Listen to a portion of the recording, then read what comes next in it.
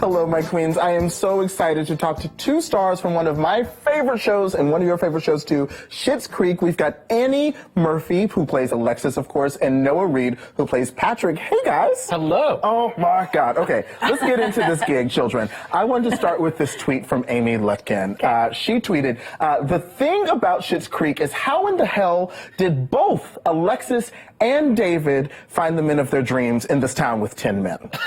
Okay, I'm still single. I live in New York. I want answers, y'all. Where is Schitt's Creek? How do I move there? Oh, man. You know, I wish I knew. There must be something in the water because the fellas of the creek are... You got Tim Rozon in the background, not to, you know. I know. No I know. Yeah. I feel like it's something to do with, like, the lack of options maybe just forces people together. I don't know. I mean... Okay. That works. I mean, and here's the thing. It's like season 5 just premiered. You're like, lack of options. I like this, like, cynical optimist. But, like, season 5 just premiered, and I'm so glad both of your relationships are still going strong.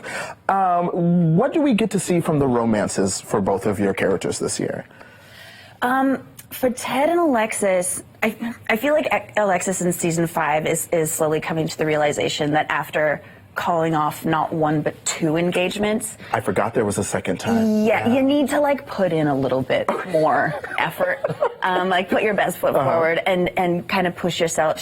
She pushes herself out of her comfort zone a little bit to kind of prove to Ted that she's in it. I like that, and that feels like an important part of her arc is like kind of growing in that way, bettering herself in like very baby increments. What about Patrick?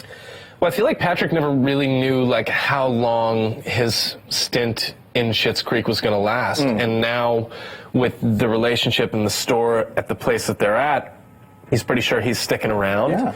And there's a lot of sort of like, you know, that point in a relationship where you're like, okay, we're gonna do this. I guess we're gonna go for it. There's all those like little fun, intimate details of like actually learning how you're going to navigate how a real relationship works that are fun. But I think, you know, one of the things that I love about this season is that I get my own apartment.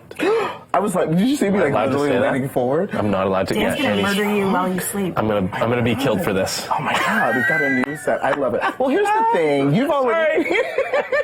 I wanted to ask you, because you did talk about like your character, Alexis, kind of pushing herself, and she's kind of earned Ted's trust a little bit. Are we going to get to see her sing for Ted the way Patrick is singing for Dan? Okay, I like it. I like it. See, she's not going to get in trouble after this interview. She's going to be just fine. She's going to be singing at my funeral. You're going to get the angry text as soon as this conversation. Oh, it's already in.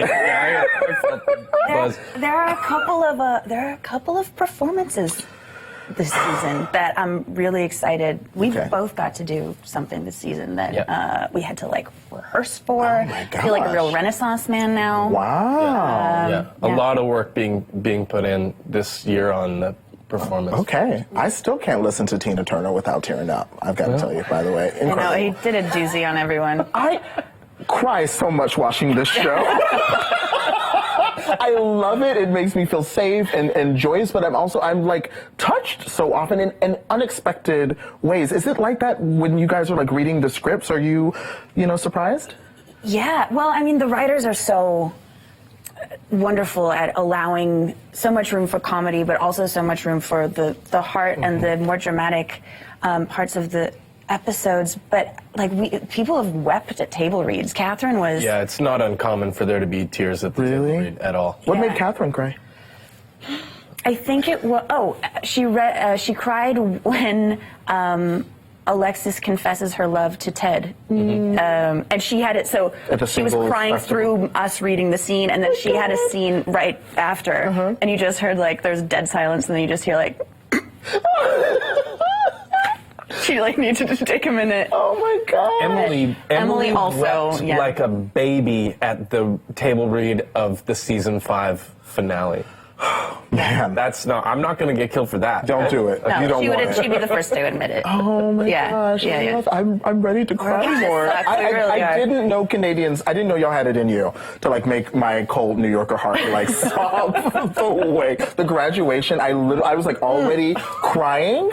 and then the cake, and I literally just fell over sideways on the I was like, I cannot. I had to pause it. I couldn't hear anything anybody was saying. Well, I cried when Catherine was singing to me. Oh, yeah. I just kept being like, this is happening right now. What is going on? Catherine O'Hara is serenading me.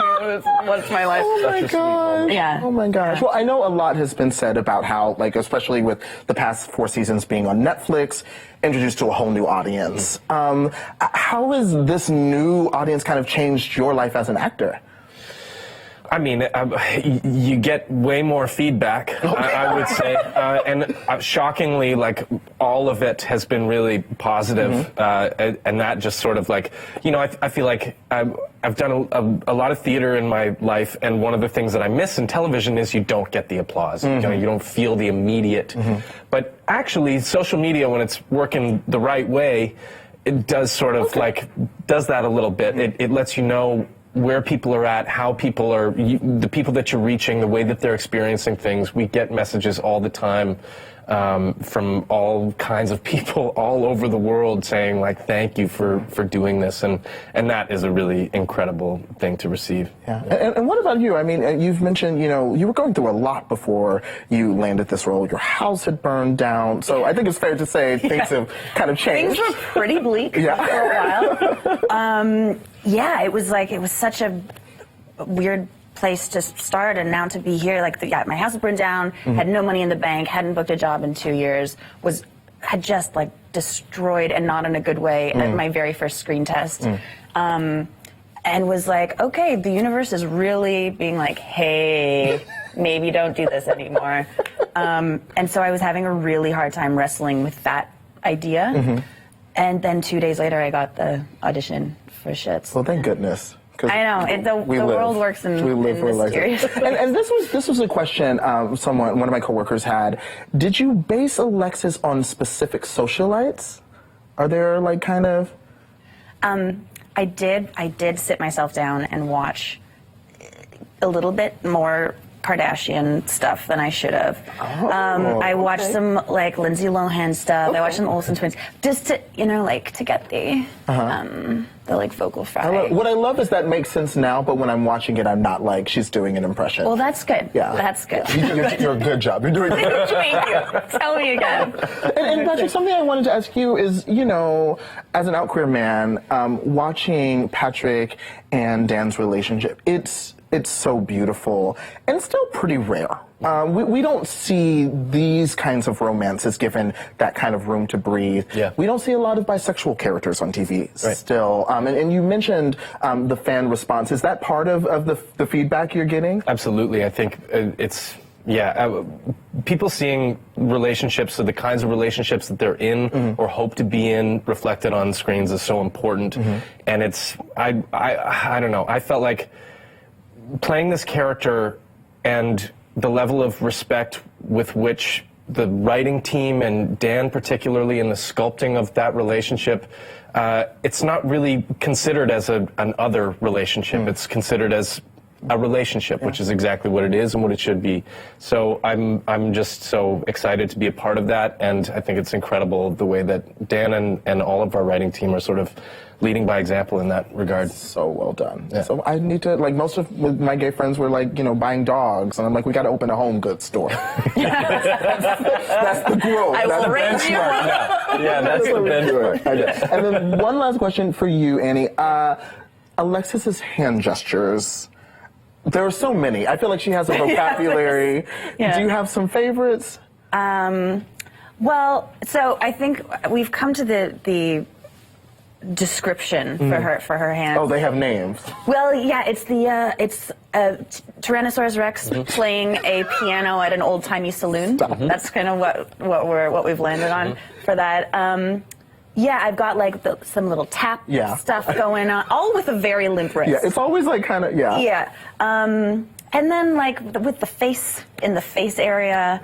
I think that really started to come into play when Dan and I had been working together for a while. Because I know he gestured like a lot of mouth. Like whenever Patrick does something that just he's overwhelmed, that mouth goes like all the way to the side of his face. Yeah, so I think we both started thinking more like along the lines of sibling behaviors I love it. and started kind of mimicking each other a little Literally bit. share a room, I would imagine. Things get real in there. So, I love it. Well, thank you for joining the show, both of you, and thank you just for the joy you bring to people. I think with everything going on in the world right now, it is no small thing to create something that makes people feel safe and joyous, and just, it's funny. We need that. So thank you that both, means guys. a lot. Thank you. Thank you, guys. Again, Schitt's Creek airs Wednesday nights on Pop TV Canada. Thank you. I really appreciate it. More AM to DM is up next.